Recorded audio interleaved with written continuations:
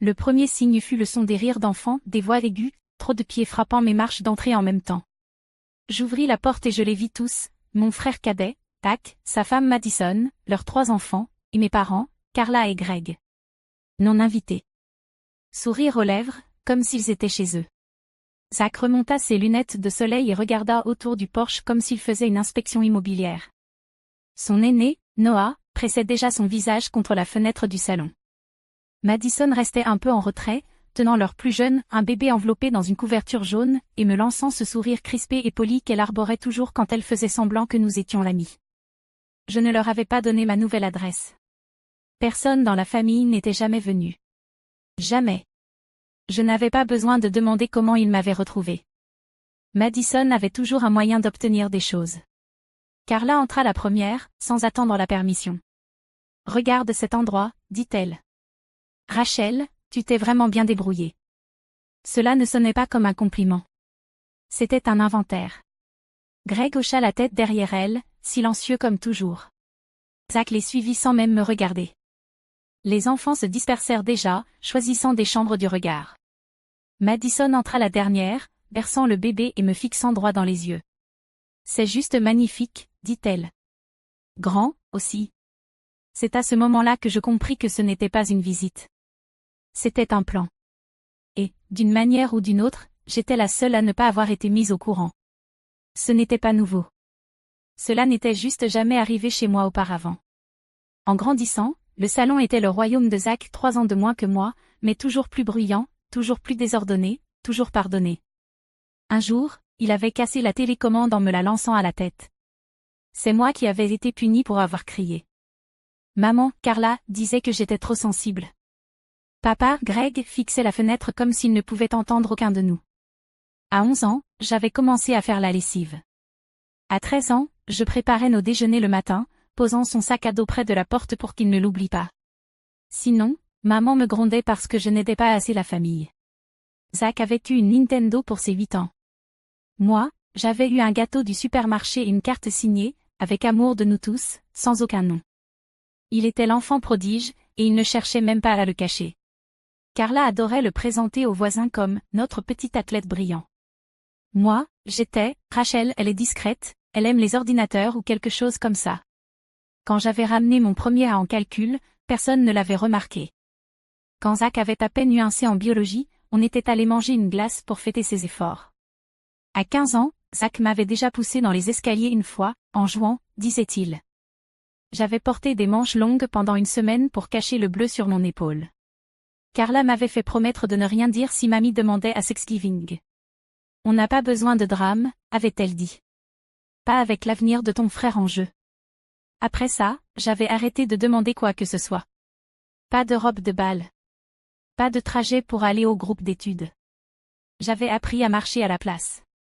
La bibliothèque de l'école restait ouverte tard, et le concierge me laissait m'asseoir dans un coin jusqu'à ce que mes jambes cessent de me faire mal. À 17 ans, la nuit où je suis partie, je n'avais même pas fait un sac complet. Juste un sweat à capuche, quelques cahiers et un chargeur.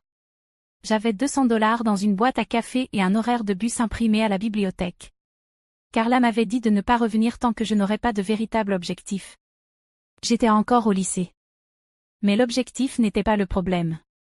Le problème, c'est que j'avais cessé d'être utile. J'ai dormi sur les canapés de mes amis pendant des mois. J'ai eu mon diplôme à temps. Ils ne sont pas venus. Pas d'appel. Pas de carte. Je me suis dit que c'était mieux comme ça. Les coupures nettes guérissent plus vite. Après ça, je ne suis jamais revenue pour les fêtes. Pas de barbecue pour le 4 juillet. Pas de chaussettes de Noël. S'ils ont remarqué, ils n'ont rien dit. Ou peut-être qu'ils préféraient ça, avec une place de moins à table. Zach s'est marié à 22 ans. Je n'ai pas été invitée. J'ai vu des photos en ligne, Maddie en robe de dentelle blanche, souriante, Zach à côté d'elle, le bras autour de sa taille comme s'il n'avait jamais rien fait de mal de sa vie. Ils ont eu leur premier enfant 1 an plus tard, puis le second juste après. À ce moment-là, ils vivaient déjà chez mes parents parce que c'était plus simple pour la garde des enfants. Carla les chérissait, postait des photos chaque semaine 3 générations sous un même toit. Je n'étais sur aucune d'elles. À partir de là, je suis devenue ce qu'ils disaient de moi à huis clos, celle qui est partie, celle qui ne comprenait pas ce que signifiait la famille, celle qui a fait son lit et n'a plus qu'à s'y coucher. Je l'avais fait pendant des années. Mais ce n'était plus le lit qui m'inquiétait, c'était les fondations en dessous. Au printemps 2020, le monde s'est arrêté, et mon bail aussi. Mon travail a été le premier à partir. Je travaillais comme contractuel en assurance qualité pour une entreprise de logiciels logistiques, pas d'indemnité de départ, juste un email automatique et un dernier chèque de paie qui couvrait à peine le mois. Ma colocataire a tenu 2 semaines de plus avant de faire ses valises et de retourner chez ses parents, dans le Michigan. Je n'avais pas cette option. Le condo que nous louions était trop cher pour moi toute seule. J'ai vendu la plupart de mes affaires, meubles, écrans, un miroir sur pied que j'adorais, juste pour pouvoir payer le loyer ce dernier mois. Puis j'ai cessé de dormir à l'intérieur. Il ne restait plus grand-chose à quoi m'accrocher. Ce que j'avais, c'était mon camion, un vieux Ford argenté, plus cabossé que peint, et une caravane que j'avais achetée d'occasion sur un coup de tête 3 ans plus tôt, $1 200 en liquide, j'avais encore le reçu. Je m'étais dit qu'un jour, peut-être, j'irais camper. Je ne l'ai jamais fait. À la place, j'ai boulonné la caravane à la benne du camion, balayé la poussière et essayé d'en faire un espace habitable. À peine. Un matelas en mousse, un petit frigo et une caisse en plastique pour mes vêtements. La première nuit, je me suis garée derrière un centre commercial. Les lampadaires clignotaient au-dessus de moi. Un groupe d'ados est passé en skate après minuit. L'un d'eux a jeté une canette vide sur ma ridelle. Je n'ai pas dormi, je suis juste restée allongée là, les paumes posées à plat contre la paroi intérieure, à écouter les pas. Le lendemain, j'ai appelé mes parents, je leur ai dit la vérité, plus de travail, plus de bail, j'avais juste besoin d'un coin de leur allée pour me garer quelque temps. Carla n'a pas hésité. Ça ne va pas être possible pour nous, a-t-elle dit. On a les enfants ici. C'est trop serré. Zach a pris le téléphone ensuite. Si tu veux te garer ici, a-t-il dit, il faudra payer un loyer. Le montant qu'il a annoncé était presque le double de ce qu'un terrain à proximité m'aurait coûté. Je n'ai pas discuté, j'ai juste raccroché. Après ça, ce furent les parkings, supermarchés, bureaux abandonnés, une ruelle près de la rivière. Je trouvais des prises à l'arrière des laveries pour recharger mes batteries, j'utilisais des panneaux solaires quand je pouvais, je me douchais à la salle de sport ou, si ce n'était pas possible, je me lavais dans l'évier d'une station-service ouverte 24 heures sur 24. Je faisais suivre mon courrier chez un ami, je mangeais des soupes en conserve froide plus souvent que je ne veux m'en souvenir. Une fois, en juillet, le frigo est tombé en panne pendant la nuit et tout ce que j'avais a été gâché.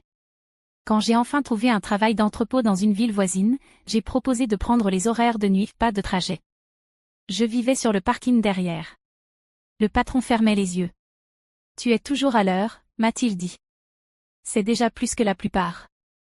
Il m'a laissé utiliser un robinet et une prise de courant près du générateur, il a même dégagé un espace pour que je puisse décrocher la caravane et utiliser le camion pendant la journée. Ce n'était pas le confort, mais c'était de la stabilité. Et après l'année que je venais de passer, ça comptait plus que tout. 2 hivers se sont écoulés comme ça. Je n'ai jamais dit à mes parents où j'étais, je ne leur ai pas donné de nouvelles, je ne leur ai pas demandé de s'en soucier. Et eux ne l'ont pas fait. C'était environ 3 semaines après que j'ai publié une photo de ma nouvelle maison, juste les marches du perron, m'a maintenant les clés, sans légende, juste un mot, chez moi. Je n'ai donné l'adresse à personne.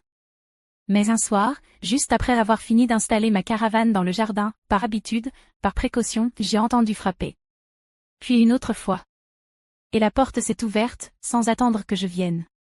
Ils sont entrés comme si c'était une journée portes ouvertes. Carla en premier, bien sûr, avec une boîte en plastique, prétendant que c'était pour moi.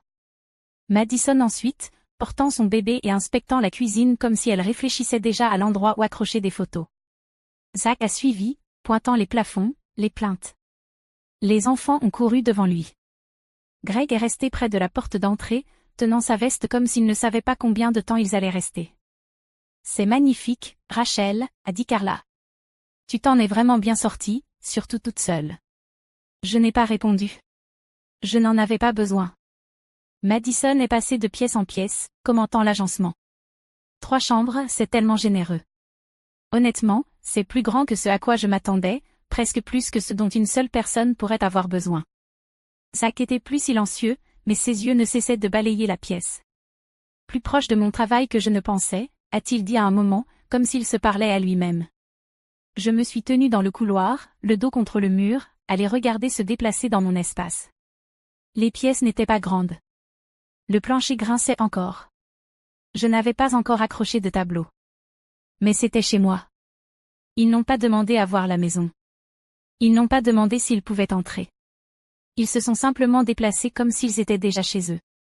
Quand Zach s'est enfin tourné vers moi, les mains dans les poches, sa voix était trop décontractée. « T'as une minute ?»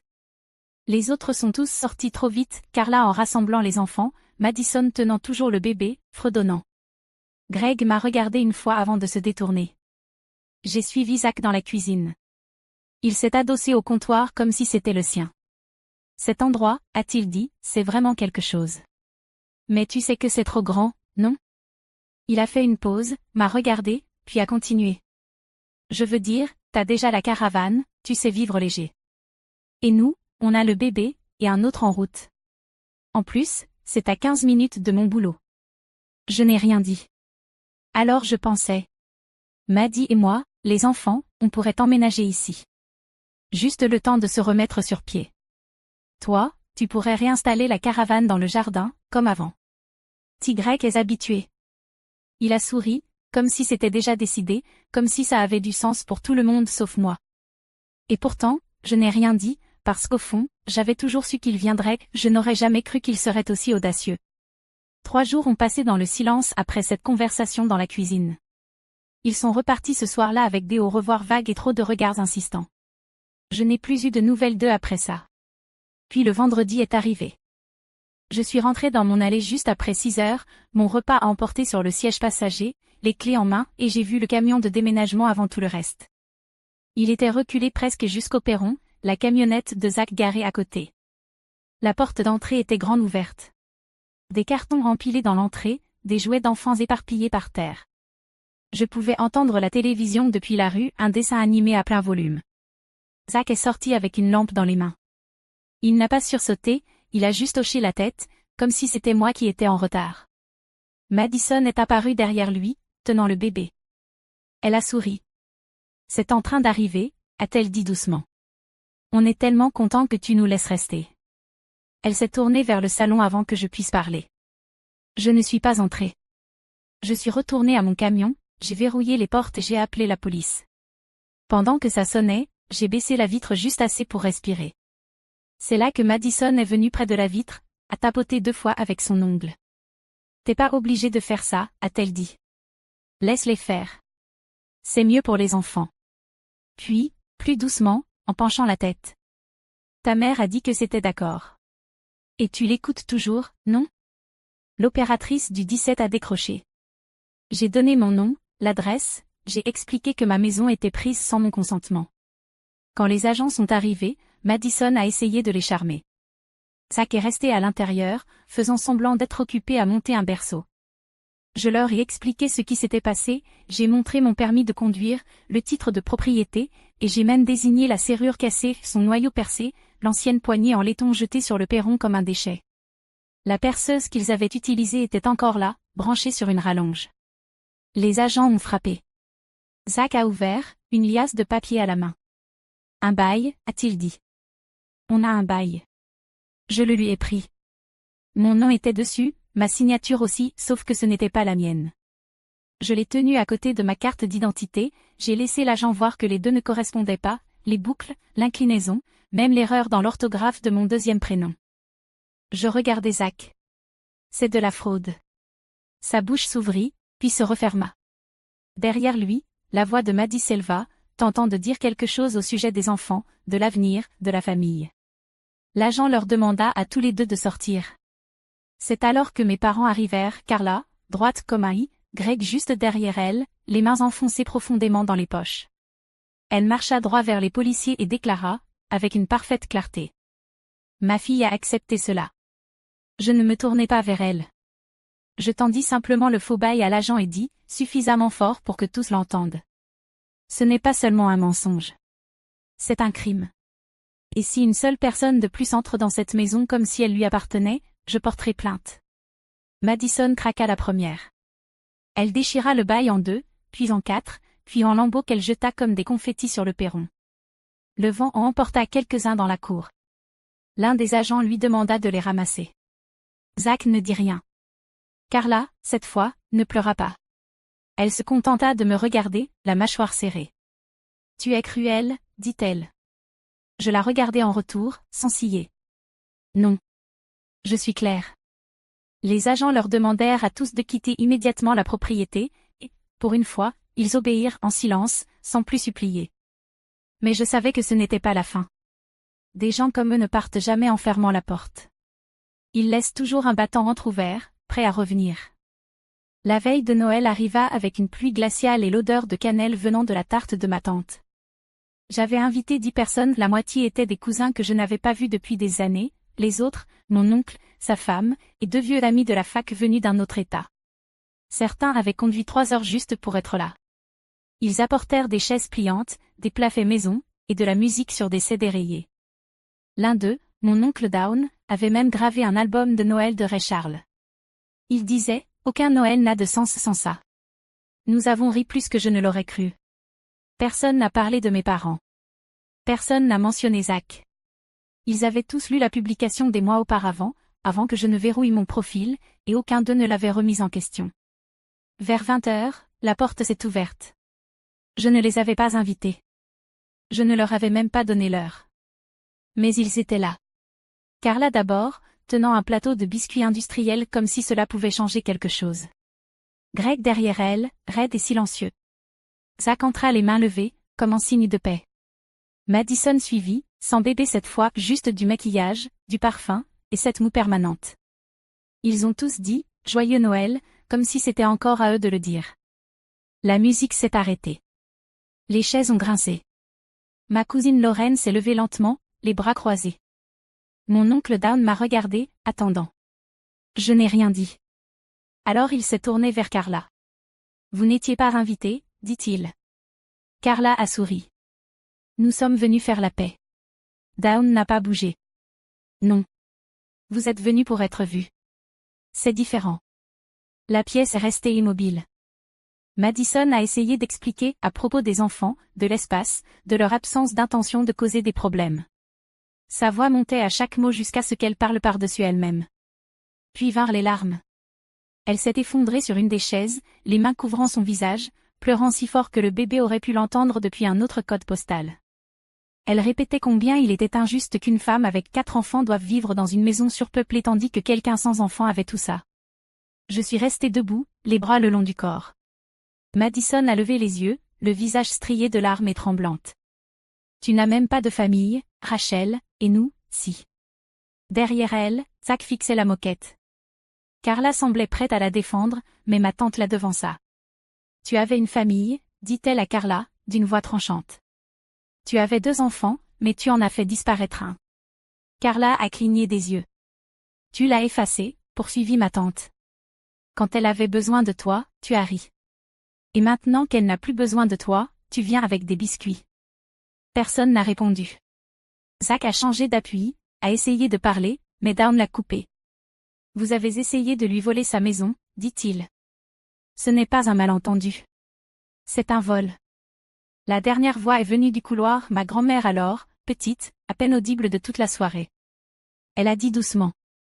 J'ai vu le bail. J'ai vu la serrure cassée. Et j'ai vu les photos des années où vous l'avez exclu. Elle m'a regardé alors. Tu ne leur dois pas ton pardon. J'ai hoché la tête, une seule fois. C'était fini. Pas de cris, pas de claquement de porte, juste un silence si épais qu'il a englouti la pièce. Carla a reculé la première. Elle a laissé les biscuits sur le comptoir. Madison s'est essuyé le visage et l'a suivi. Zach n'a pas levé les yeux une seule fois. Greg a traîné un peu. C'est lui qui a ouvert la porte en dernier. Joyeux Noël, a-t-il dit. Mais ça ne sonnait pas sincère. Nous n'avons pas répondu. Ils n'ont pas essayé de revenir après ça. La porte se referma.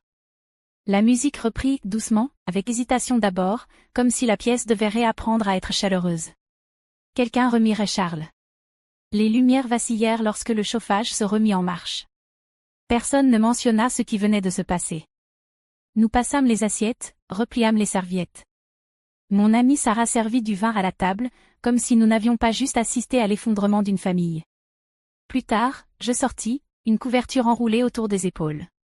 La cour était silencieuse. Quelques invités commençaient à s'installer dans des sacs de couchage dans le camping-car, curieux de voir comment j'avais vécu. Un cousin dit que cela lui rappelait son enfance. Il le disait avec bienveillance. Je restai un moment sur le perron, laissant le froid me frapper le visage. Ils étaient entrés dans ma maison avec des sourires, comme s'ils n'avaient pas essayé de me la prendre. Ils étaient repartis avec des biscuits, des larmes de pitié, et pas un seul n'avait dit qu'il était désolé. Peut-être qu'ils ne le feraient jamais. C'était ça, avec des gens comme eux, ils ne croyaient pas aux conséquences, seulement aux désagréments. Et qu'on leur dise « non » avait toujours été, pour eux, la pire des offenses. À l'intérieur, quelqu'un rit. J'entendis le bruit des fourchettes contre les assiettes, des enfants qui se resservaient en dessert, ce genre de bruits normaux que je n'avais jamais entendu dans la maison de mes parents, sauf quand on célébrait Zach. Je ne rentrai pas tout de suite. Je restai juste là, sur le perron, tenant la couverture serrée, et je le dis tout bas, à personne. J'étais là. Ils ne m'ont juste pas vu. Le matin de Noël arriva, paisible. La maison sentait encore la cannelle et le café. Quelqu'un avait déjà lancé une deuxième cafetière. Je passais au-dessus des couvertures pliées, des verres de vin vides, d'une assiette de tarte à moitié finie, ce genre de désordre qui signifie que les gens se sentent en sécurité ici. Dehors, le givre recouvrait la camionnette. Le camping-car était juste au-delà de la clôture, pâle dans la lumière hivernale. Une cousine y avait dormi. Elle avait laissé le rideau à moitié ouvert, et je voyais une couverture soigneusement pliée sur la banquette propre, respectueuse. Je fis le tour de la cour latérale, passai la main sur le revêtement en aluminium, le même camping-car dans lequel j'avais pleuré autrefois, les dents serrées, en murmurant que je ne supplierais plus jamais. Et je ne l'avais pas fait. Je passai devant l'endroit où Zach avait garé le camion de déménagement, l'herbe encore morte à la forme de ses pneus. Un seul collier de serrage traînait dans la terre, probablement d'une des boîtes qu'il n'avait jamais déballées. Rien de volé. Rien de cassé. Juste un plan qui avait échoué. Avant de rentrer, je fis une pause sur le perron. La lumière extérieure était toujours allumée. Je ne l'avais pas éteinte. Il disait que je n'avais pas de famille. Mais la nuit dernière, 10 personnes ont dormi chez moi, ont partagé un repas, fait la vaisselle, raconté de vieilles histoires. Personne n'a pleuré dans le couloir. Personne n'a rien jeté. Personne ne m'a demandé de partir. Je restai debout devant la porte, puis j'ai levé la main et éteint la lumière du perron. Plus besoin de la laisser allumer pour qui que ce soit.